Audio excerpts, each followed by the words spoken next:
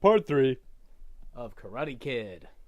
So, yeah, so we were saying that you know, I'm sure people scoffed at the casting of this movie before the movie actually came out, but Mm-hmm. these were really the right people to have in these roles. They're both really good actors, and um, I mean, especially Jaden Smith. I think he's just really good. I was really surprised with his performance, especially like at the final montage when he's like building up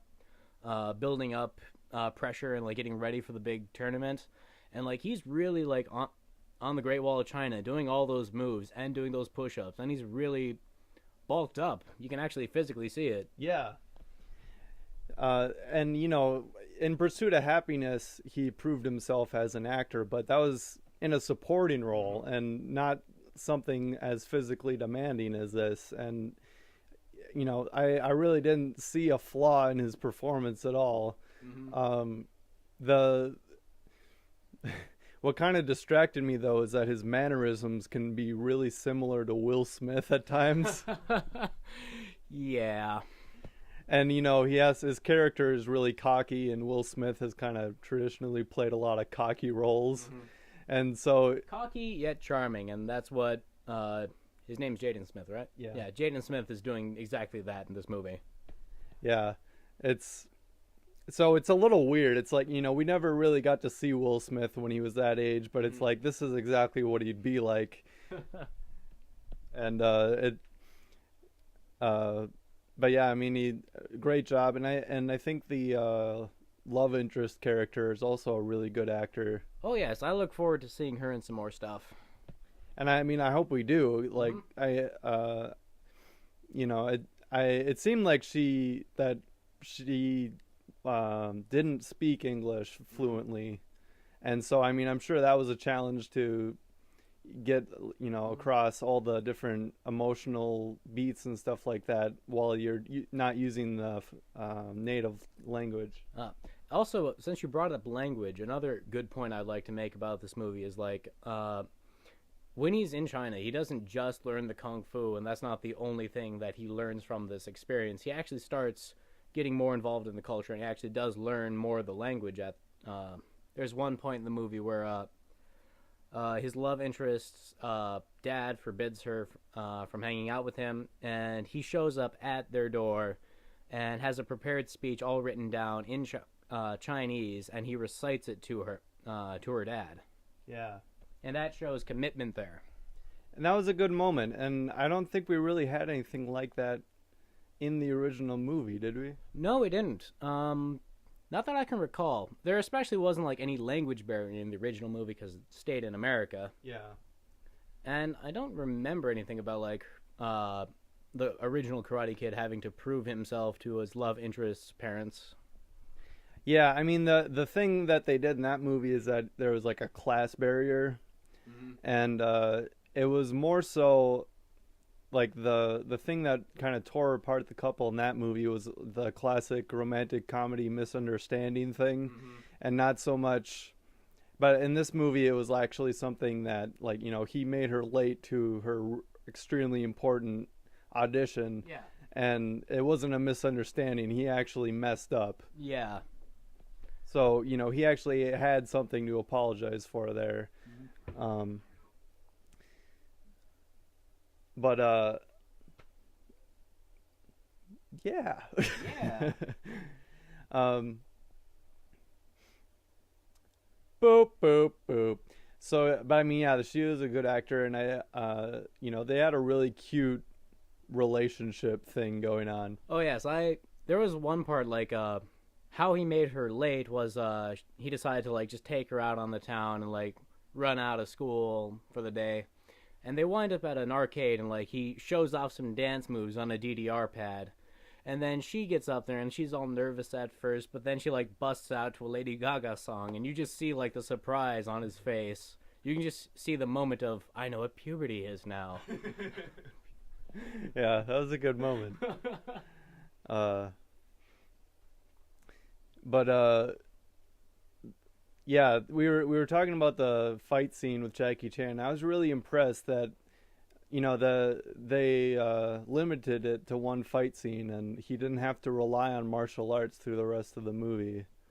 Oh, also, while we're talking about the fight scenes, you mentioned how this one you felt it was like very hard to like watch kids in such realistic fight scenes, and I would actually commemorate the makers of this movie because like I thoroughly enjoyed that. I enjoy any kind of fight scene where it actually feels threatening and you actually feel conflict and you actually worry for the characters and you almost feel the pain when they get hit. Yeah, and when they do succeed, it makes it so much better when they actually have threats going on, and you are experiencing the pain the same time as they are. Mm-hmm.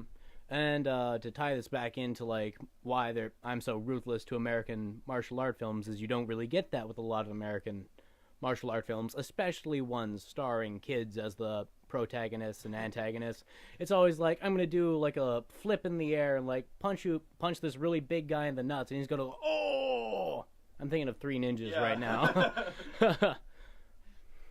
Yeah, American movies just with any action sequence is just always we're invincible, we're awesome. Mm-hmm. Yep, we're badass. It's basically show off a cool move the guy taught me, or a big explosion or something, and it's not really drawing you into the story. You're not really feeling the conflict of it. Yeah, it's more for show and less for like a lot. I mean, just whatever action sequence in whatever movie can just be really for show and not really contribute to what the protagonist is feeling or the plot line or anything. But in movies like this and in real kung fu movies, the martial arts and the fights are why you're there, and they're very pivotal parts of the plot. Yeah, I don't think any fight scene goes wasted in this movie, and I mean you could say the same thing about the original. That's definitely true. Like the fight scenes in the original had purpose, but they still had kind of the just show off. I can kick high, so I'm going to kick high in this scene. When that's not always the best thing to do. That's just showy, and it looks good for the camera. Where here there are some very showy moves, but a lot of them make sense, and they like help with the conflict and help with the intensity of the scene. I got the sense in the final tournament when you're watching the kids from the school that is the antagonist group. Mm-hmm. I got the sense that, they were acting real tough and showing off, but they were also being very efficient with their fighting style and making sure that they beat their opponent as quickly as possible. Mm-hmm. Oh, and I also like to point out that it was just what just kind of bugged me in that tournament scene was the weird video stuff they had going on where, one character would win and then it'd show like a 360 pan around the kid. It would be an instant replay, and basically the instant replay they would play on the screen was the exact footage you saw on your TV. Yeah, that always bugs me when you're seeing a memory or a video footage that is the exact same camera angle and you're like, wait, there was a camera there when I saw this scene earlier, right where the camera my camera that watched this movie is. I mean, I can believe it more in this situation where there would be cameras, but it just seemed a little too professional for this kind of event. Yeah. All right, so we're nearing the end, so we're winding down. Yeah. All right. Would you have any final thoughts for this movie? Oh, yes, I do. There's actually one very interesting point I'd like to point out about these two Karate Kid movies.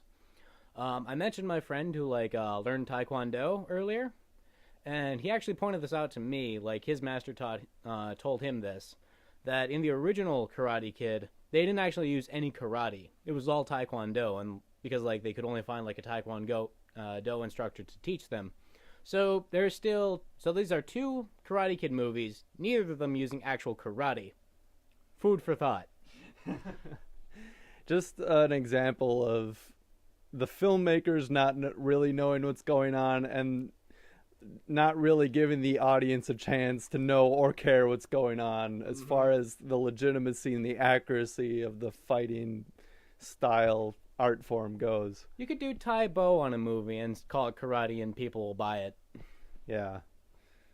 Just like the the Ninja Turtles aren't really ninjas, right? No, they don't sneak around. They don't do anything ninja-ish. They just charge right in, pretty much. Yeah, and their weapons aren't ninja weapons. No, well, one does use ninjatos, or are those just katanas? Well, They're either katanas. that's debatable. Like, a sword's a sword. All right. Mm-hmm. Well, now with that in your mind, go home and kick a lamp or something, audience. Yep. Go become the kung fu master you always wanted. Good talk.